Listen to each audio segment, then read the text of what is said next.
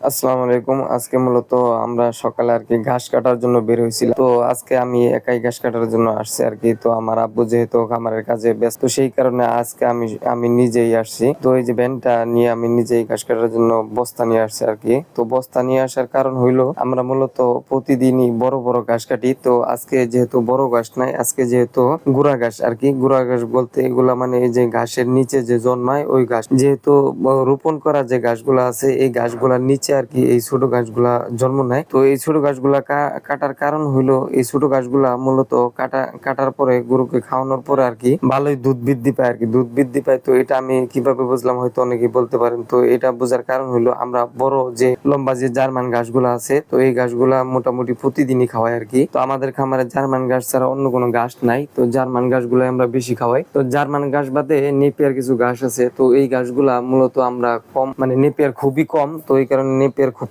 খাওয়ানো কম হয়। তো জার্মান ঘাসের নিচে এই দুবরা ঘাসের মতো আরকি। তো এই ঘাসগুলো আরকি জন্ম নিছে। তো এই ঘাসগুলো আমি মাঝে মাঝে কাইটা খাইতাম। তো যেদিন আমি এই ঘাসগুলা মানে ওই বড় ঘাসের সাথে এই ঘাসগুলাও খাওয়াই, তো তো ওই দিন দেখি যে আমাদের খামারে যে গাভীগুলো আছে এই গাভীগুলার দুধ আর কি কিছু বাড়ছে বলতে প্রতিদিন যদি 5 কেজি হয় তো ওই দিন দেখি যে আমরা 6 কেজি হয়, মানে 1 কেজি আর কি বৃদ্ধি পায়। তো এই কারণে আমরা মূলত এই ঘাসগুলা মাঝে মাঝে আর কি কাটার চেষ্টা করি। তো এই উসিলাই আমরা আর কি আজকে আরো 2 বস্তা আর কি এরকম আর কি নিচের ঘাসগুলা আর কি কাটছি। তো এইগুলো আমার আজকে একাই নিতে হইতেছে যেহেতু আব্বু অন্য কাজে বাড়িতে গেছে। তো এই ঘাসগুলো আমি একাই আর কি কাইটে আজকে বাসায় নিয়ে যাব। তো এর আগে আমরা সকালে আর কি সকালের দিক দিয়ে আমরা 7-8 বোঝা আর কি বড় লম্বা যে জার্মান ঘাসগুলো আছে এই ঘাসগুলা কাটছি। তো এগুলো আর কি বিকেলে আমি একাই কেটে আর কি খামারে নেওয়ার চেষ্টা করতেছি। তো এখন যেহেতু চৈত্র ফাল্গুন মাস আর কি, তো চৈত মাস না ফাল্গুন মাস। তো ফাল্গুন মাসে যেহেতু আমাদের এলাকায় তো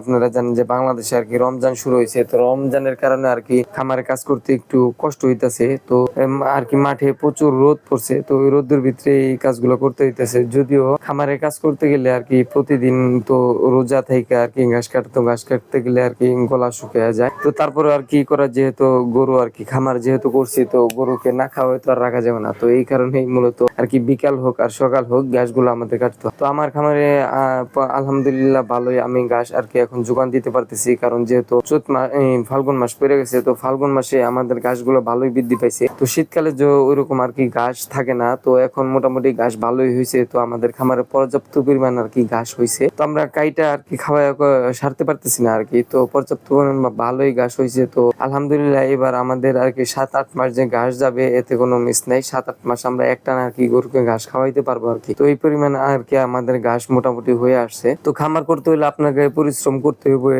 এটার কোনো বিকল্প নাই। কারণ আপনারা জানেন যে খামারে পরিশ্রম না করলে আপনি কোনোদিন আর কি এই খামার থেকে অন্তত সফলতা আনতে পারবেন। তো খামার থেকে সফলতা আনতে হলে আপনাদের খামারে অবশ্যই পরিশ্রম করতে হবে। আর আপনি যদি একটা খামারে আপনি নিজে যদি পরিশ্রম করে সফলতা যদি আনতে পারেন তাহলে এর চেয়ে বড় আর কোনো পাওয়া নাই। কারণ খামারে আপনি যদি সফলতা আনতে পারেন এইখানে আপনি ভবিষ্যতে চাইলে আপনি 2-1টা কর্মচারী রেখে আপনি কিন্তু খামার পরিচালনা করতে পারেন। তো পরবর্তীতে আপনি যখন খামারে আপনি 2-4টা কর্মচারী রাখবেন ওইখানে কিন্তু ওরা কর্মসংস্থান পাইবো আর কি। তো এই কারণে যদি নিজে খামারে পরিচর্যা করতে পারেন তাহলে কিন্তু আপনি খামারে ভালোই সফলতা অর্জন করতে পারবেন, নিজেও আর কি সফলতা পাবেন, অন্য জনেরও আপনি পারিশ্রমিক বা অন্য জনের আপনি কাজের যোগান দিতে পারবেন, কাজের কর্মসংস্থান করে দিতে পারবেন। সকলকে ধন্যবাদ।